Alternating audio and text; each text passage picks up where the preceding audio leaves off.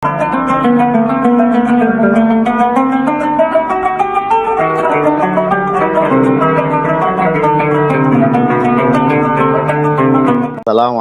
warahmatullahi wabarakatuh.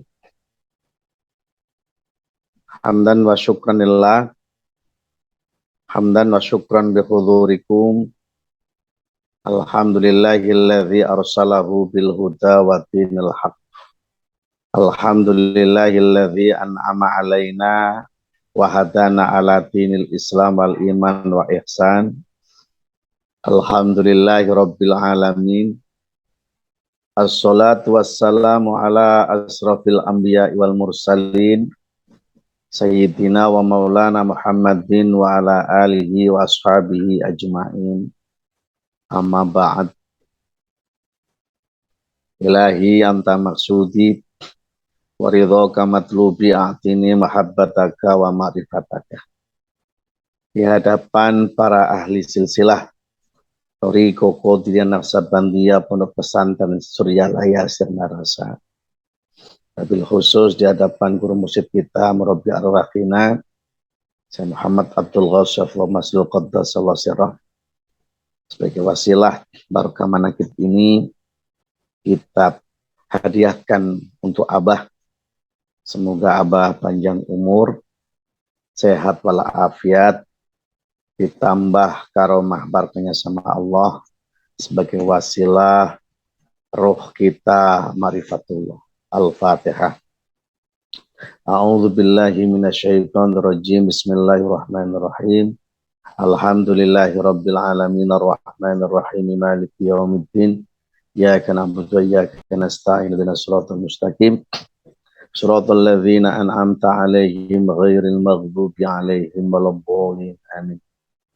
Barokah manaqib yang kedua kita hadiahkan untuk Umi beserta putra-putri Abah dan keluarga kita, almarhum almarhumah, ibu bapak, anak, saudara, suami, istri, tetangga kanan kiri kita yang sudah pulang ke rahmatullah, yang sudah di sisi Allah. Semoga dengan barokah manaqib sore hari ini, manaqib online sedunia ini, Allah memberikan kenikmatan, kebahagiaan kepada almarhum, almarhumah, keluarga kita semuanya. Al-Fatihah. A'udzu billahi minasyaitonir rajim. Bismillahirrahmanirrahim.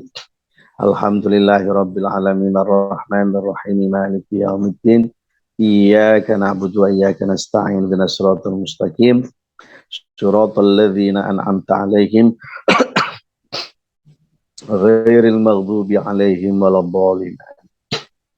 Barokah manaqib yang ketiga kita hadiahkan untuk keluarga kita, saudara-saudara kita, tetangga kanan kiri kita yang mungkin pada hari ini diuji sakit sama Allah.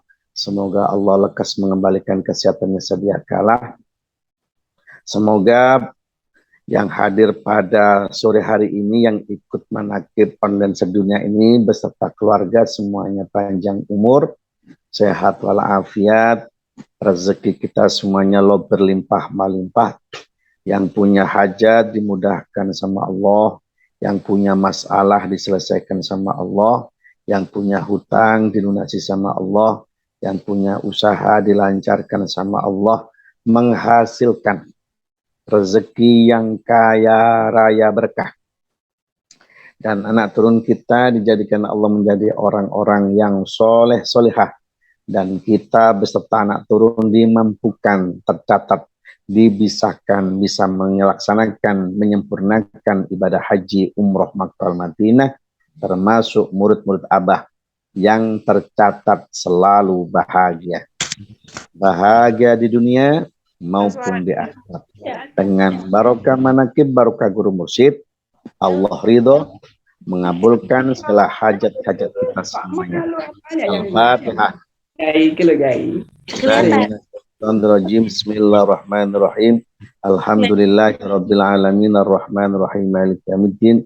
Iyyaka na'budu wa iyyaka nasta'in ihdinas siratal mustaqim siratal ladzina an'amta 'alaihim ghairil maghdubi 'alaihim waladdallin. Amin.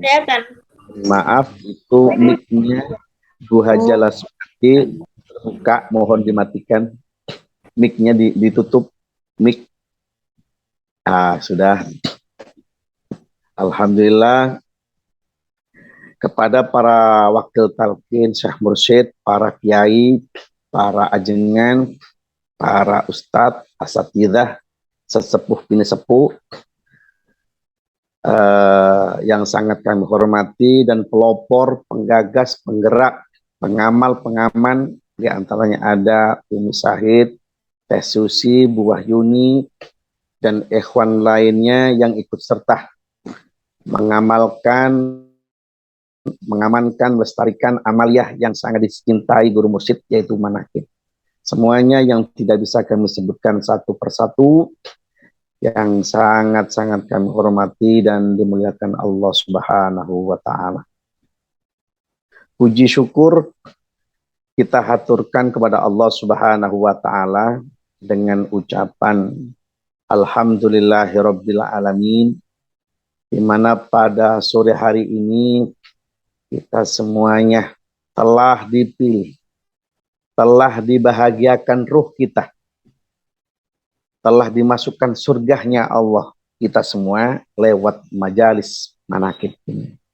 Tentunya tidak ada ucapan yang perlu kita ucapkan kecuali puji syukur kepada Allah dengan ucapan Alhamdulillahirabbil alamin.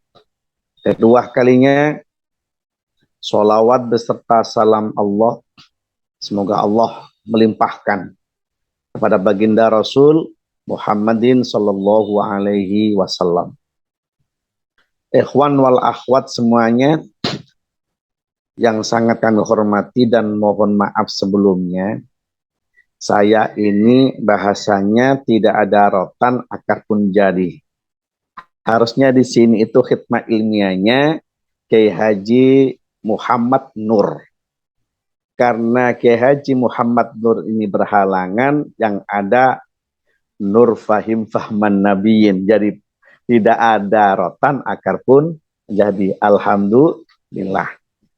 Kita semua ini subhanallah sama guru mursyid di setting, ditempatkan yang sangat-sangat bahagia, yaitu manakib. Majelis manakib itu majelis yang penuh kebahagiaan, menambah wawasan. Ada madrasah, ada raudhah. Madrasahnya yaitu khidmah ilmiah, ada ilmunya. Yang kedua raudhah, yaitu majalis amaliyah atau zikir. Jadi zikir kita ditekankan dengan ilmu, sedangkan ilmunya untuk memperkuat amaliyahnya. Subhanallah. Makanya ikhwan wal akhwat tidak ada kalimat bosan. Semakin hari yang selalu belajar istiqomah, ikut manakib, bukan merasa jenuh, tapi semakin merasa zauq, nikmat. Kenapa bisa nikmat? Karena antara ilmu dengan amalia, dengan zikir itu nyambung jadi satu. Makanya mohon maaf, sekarang ini di bulan Rabiul Awal, itu hampir tahun ini banyak umat Islam, terutama di Indonesia, itu mengadakan acara maulid. Maulid baginda Rasulullah Muhammadin Sallallahu Alaihi Wasallam. Bahkan kiai-kiai itu panen berkat. Ada juga panen amplop. Makanya cuman kadang-kadang cara penyampaiannya para kiai itu kadang-kadang dia cara menyampaikannya secara ilmu, tidak didalami secara amaliyah. Contoh, kita ini setiap maulid, peringatan kelahirannya baginda Rasulullah Muhammadin Sallallahu Alaihi Wasallam, dimanapun para kiai, para ustadz itu menyampaikannya seperti ini. Saudara-saudara, kita harus mencontoh Rasulullah. Dimanapun harus meneladani akhlak Rasulullah. Ini kalimat kalau sepintas kita dengarkan, kita ditekankan sama kiai atau ustadz untuk mencontoh Rasulullah. Kalau kita dengar dengan telinga kita, itu seolah-olah benar. Tapi andaikan ada orang yang sangat jeli, teliti, katakan ada jamaah yang kritis, ditanya itu kiai, kiai, yang mana yang bisa kita contoh teladan Rasulullah itu? Bahkan yang lebih parah lagi, yang lebih keras lagi, yang ekstrim lagi, ada jamaah yang keras kritis. Kiai, emang kiai sudah mencontoh Rasulullah? Kan banyak itu kiai, saudara-saudara kita harus mencontoh Rasulullah. Kita harus ikhlas ya, kita harus sabar ya, kita harus khusyuk ya, kita harus beramal ya. Itu memang diucapkan benar secara ilmu. Tapi bagi orang yang kritis, andaikan ada kiai itu dihampir ditanya, kiai, emang kiai sudah ikhlas? Kira-kira gimana jawabnya kiai? Emang kiai sudah jujur? Emang kiai sudah sabar? Secara keilmuan benar. Coba kita contoh sekarang. Apakah kita sudah mencontoh Rasulullah? Dulu Rasulullah itu pernah didatangi para sahabat. Ada Abu Bakar, ada Umar bin Khattab, ada Utsman bin Affan, ada Ali dan sahabat yang lainnya. Dalam posisi para sahabat ini ingin mencontoh kehidupan Rasulullah. Sampai-sampai para sahabat ini tidak makan. Sampai tidak makan. Ingin mencontoh Rasulullah. Karena tidak makan, karena kelaparan, perutnya keroncongan, maka para sahabat ini perutnya, kata orang Jawa itu diganjel, perutnya dengan kerikil atau batah. Satu. Setelah itu mencoba, ingin menunjukkan bahwa dia itu seperti Rasulullah, bahwa dia ikut meneladani kehidupan Rasulullah. Perutnya diganjal dengan batah. Datanglah para sahabat setelah subuh ke diamannya baginda Rasulullah sallallahu alaihi wasallam. Di situ Rasulullah melihat perutnya para sahabat ini kayaknya lapar. Tapi Rasulullah pun memberikan isyarat. Perutnya Rasulullah semakin berbunyi. Secara tidak sadar, baju Rasulullah tersingkap. Maka ternyata di perutnya Rasulullah itu ada ganjalan bata 3. Sahabat saja ingin mencontoh Rasulullah, ingin tidak makan seperti Rasulullah, diganjal cuma 1 bata. Rasulullah malah 3. Kita ngajinya saudara-saudara, kita senang didongengi. Seolah-olah kayak mencontoh Rasulullah secara ilmu, tapi orang senang. Kadang-kadang kita ini perlu diganjal sama OT-OT 4 saja. Bilangnya belum makan. Makan lemper, lumpia. Sudah makan apapun selama bukan nasi katanya belum makan. Tapi ngajinya seperti Rasulullah. Yang mana? Ini banyak. Jadi secara ngajinya seolah-olah mencontoh Rasulullah. Yang mana? Perkara perut saja tidak bisa. Rasulullah itu setiap pagi bertanya sama istrinya, wahai istriku, apakah ada makanan hari ini? Lihat kalimat Rasulullah. Wahai istriku, apakah pagi hari ini ada makanan? Istrinya menjawab, ya Rasulullah, wahai suamiku, mohon maaf. Hari ini tidak ada makanan. Apa kata Rasulullah? Kalau gitu aku puasa. Kira-kira suami ibu bapak seperti Rasulullah ya? Yang apakah hari ini ada makanan? Terus kita menjawab tidak ada, wahai suamiku. Kira-kira suami kita bilang, kalau gitu saya puasa. Apa seperti itu? Justru kita langsung marah-marah. Tapi ngajinya harus mencontoh Rasulullah.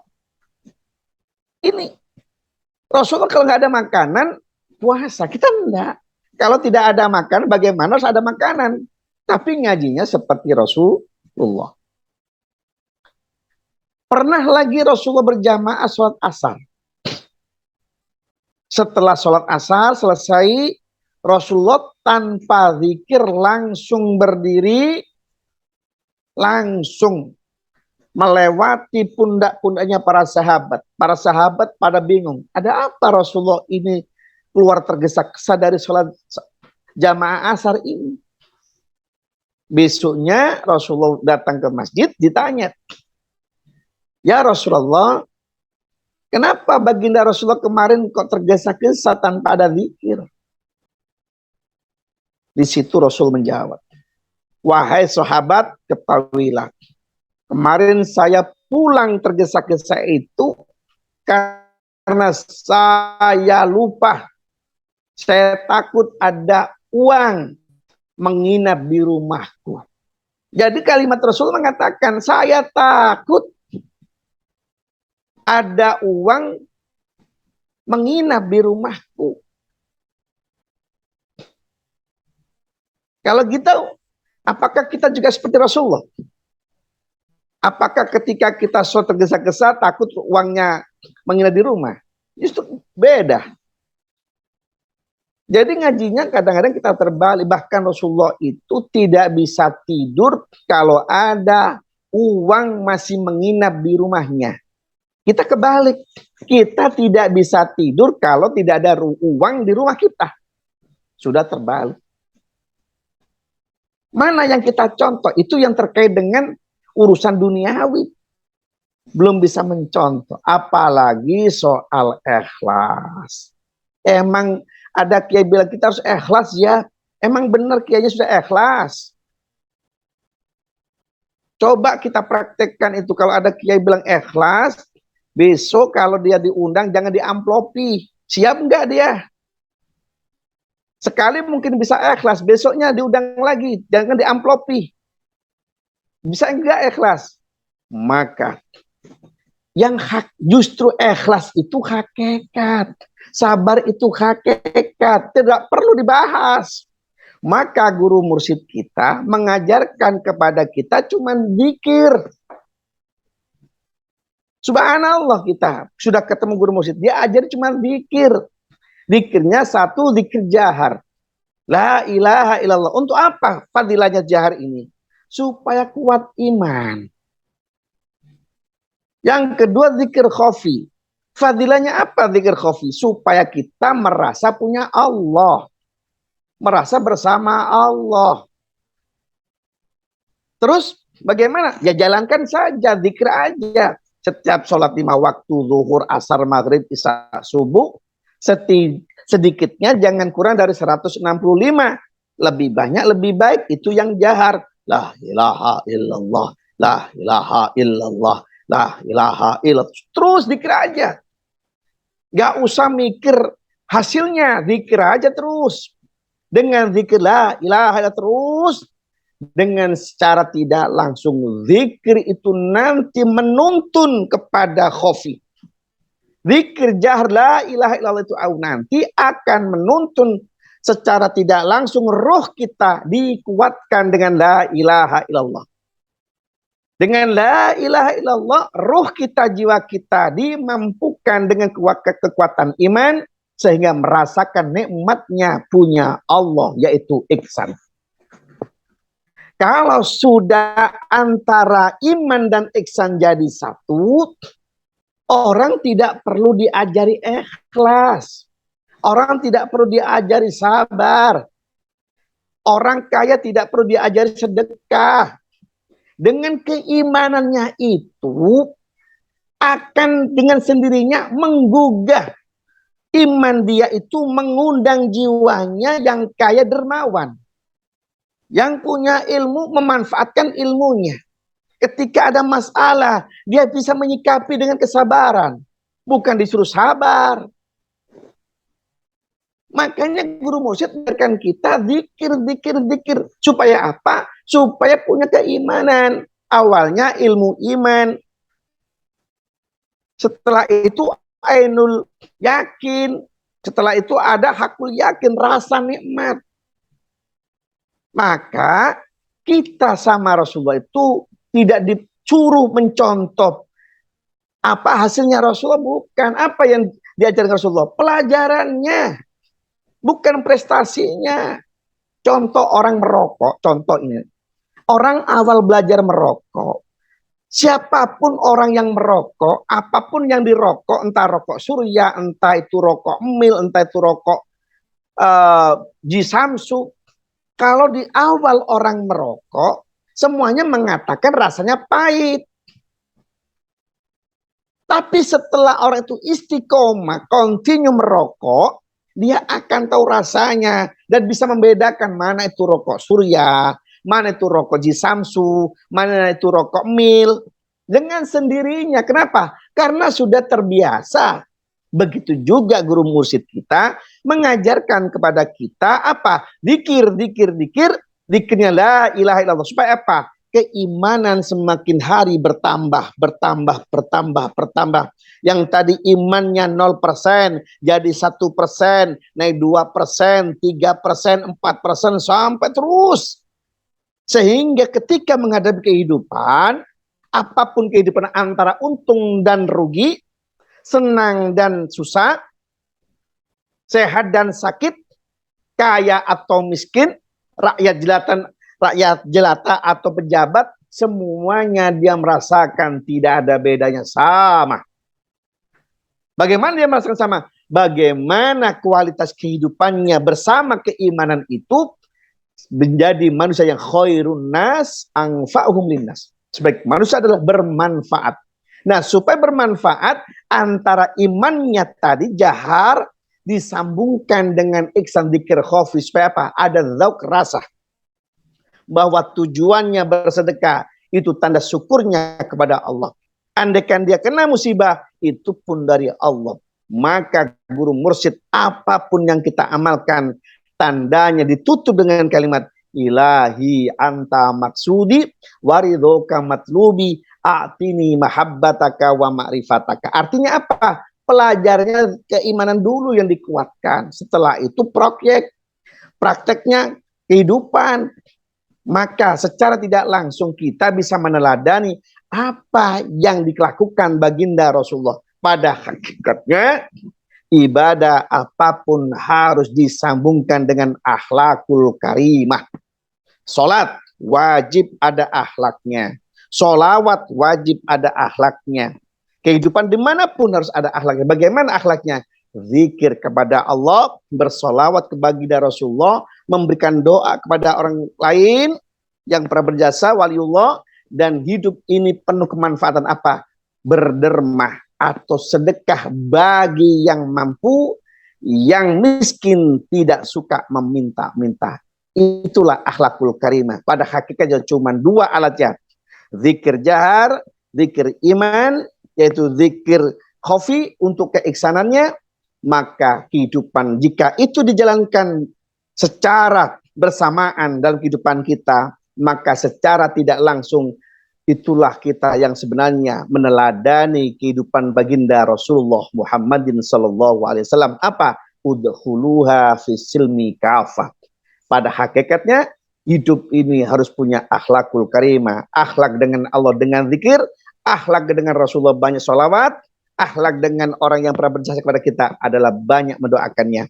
Semoga kita termasuk murid-murid Abah yang selalu diberikan kemampuan istiqomah menjalankan zikir jahar dan zikir khafif, dan merasa memiliki guru mursyid dan ikut serta mengamalkan, mengamankan, melestarikan ajarannya sampai anak turun kita menjadi orang-orang yang selalu dalam surganya Allah Subhanahu wa ta'ala. Kurang lebihnya mohon maaf. Assalamualaikum warahmatullahi wabarakatuh.